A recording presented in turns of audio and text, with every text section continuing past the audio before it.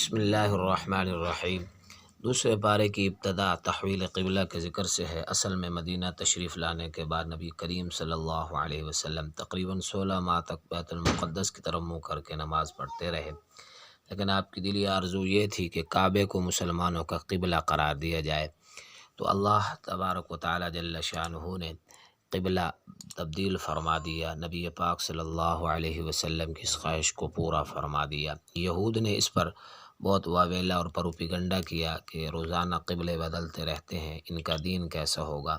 تو اس آیت کریمہ کے اندر یہ بتلایا گیا اور ان آیات کے اندر کہ حقیقی جو ہے نیکی کا معیار مشرق و مغرب کی طرف رخ کرنا نہیں، بلکہ اپنے عقائد، اعمال، معاملات اور اخلاق سب کا رخ صحیح ہو۔ اللہ کو راضی کرنے کے لیے چہرے کا رخ نہیں بلکہ دل اور پوری زندگی کا رخ بدلنا ہوگا، اور اللہ تبارک و تعالی جل شانہ کے حکم کو پورا کرنا اصل ہے۔ زمانہ جاہلیت میں صفا مروہ پر دو بت رکھے ہوئے تھے جن کی مشرکین عبادت کرتے تھے۔ قبول اسلام کے بعد صحابہ کرام صفا مروہ کا طواف کرنے سے بچتے تھے، تو فرمایا گیا کہ ان کا طواف کرنے میں کوئی حرج نہیں ہے۔ بعض چیزیں مشرکین خود ہی اپنی طرف سے حلال کر لیتے، بعض حرام ٹھہرا لیتے، ان کی تردید فرمائی اور فرمایا کہ اللہ تعالیٰ نے ان چیزوں کو حرام کیے ہے: مردار، بہتا ہوا خون، خنزیر کا گوشت اور ہر ایسا جانور جس پر اللہ تعالیٰ کے سوا کسی اور کا نام پکارا گیا ہو۔ مجبوری میں بالکل کھانا تھوڑا سا جائز ہے، بقیہ حرام ہے۔ شریعت اسلامیہ کی بنیاد عدل پر ہے، اس لیے مسلمانوں پر قصاص فرض کیا گیا۔ مقتول کے بدلے قاتل کو قتل کیا جائے، چاہے مقتول اور قاتل کے تعلقات جتنے بھی اچھے ہوں، قریبی ہوں، اور اگر قاتل مقتول کے ورثاء معاف کر دیں یا دیت لے لیں تو اس کی بھی اجازت ہے۔ وصیت کے کچھ مسائل کا ذکر فرمایا۔ روزے ہر عاقل بالغ مسلمان پر فرض ہیں، پورے آداب کے ساتھ روزے رکھے جائیں تو اللہ تبارک و تعالی تقوی عطا فرماتے ہیں۔ رمضان کی راتوں میں بیوی کے قریب جانا جائز ہے، لیکن اعتکاف کی حالت میں جائز نہیں ہے، اور ناجائز طریقے سے مال کمانا جائز نہیں ہے، خواہ وہ جوا ہو، چوری ہو، غصب ہو، رشوت ہو یا خرید و فروخت کے جتنے ناجائز طریقے ہیں۔ آگے ارشاد فرمایا کہ قمری طریقوں کا استعمال بھی فرض کفایہ ہے اور اسلامی شعار بھی ہے، مسلمانوں کو اس کا بھی اہتمام کرنا چاہیے۔ جہاد و قتال فرض ہے مسلمانوں پر، اور اس کا مقصد اللہ رب العزت کے دین کو اور اعلاء کلمت اللہ کی ہی غرض سے جہاد فرض فرمایا گیا ہے۔ اسلام کا ایک رکن اہم حج ہے۔ اللہ تعالیٰ نے پوری دنیا کے مسلمانوں کو سال میں ایک مرتبہ حج کا حکم فرمایا، اس میں مساوات اور برابری ہے۔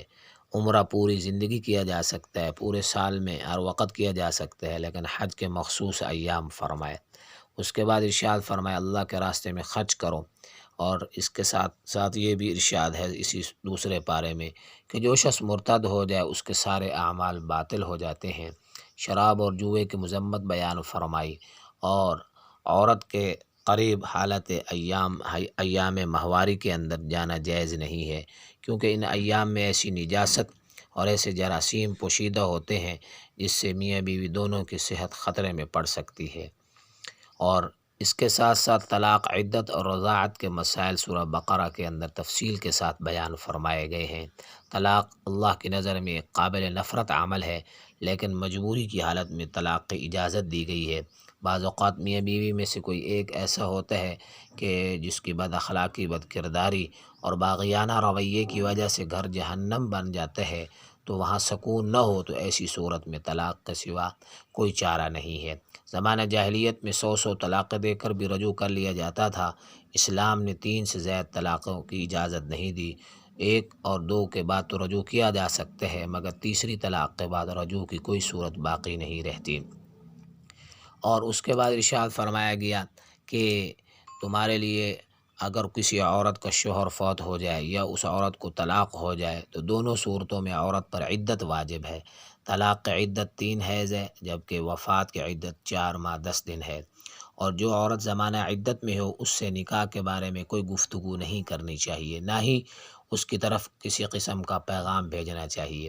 اور آخر میں یہ قصہ بیان فرمایا گیا بنی اسرائیل اور حضرت طالوت کا، کہ جن کی قیادت میں جہادی صفات سے مالا مال تھوڑے سے لشکر نے اپنے سے کئی گنا بڑے لشکر کو شکست دے دی۔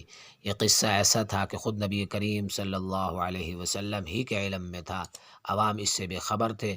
نبی پاک صلی اللہ علیہ وسلم کی زبان اقدس سے جب یہ داستان بیان ہوئی تو اس سے جو ہے اللہ جل شانہ کے پیارے حبیب کے رسول ہونے میں اور آپ کے پیغمبر ہونے میں کوئی شک و شبہ باقی نہ رہا، کیونکہ آپ صلی اللہ علیہ وسلم کی رسالت کے بارے میں کفار شک کیا کرتے تھے، لیکن اللہ تعالیٰ نے آخر میں ارشاد فرمایا وَإِنَّكَ لَمِنَ الْمُرْسَلِينَ کہ اے نبی آپ رسولوں میں سے ہیں اور یہ واقعات ہم آپ کو بتا رہے ہیں۔ اللہ تبارک و تعالی عمل کی توفیق نصیب فرمائے۔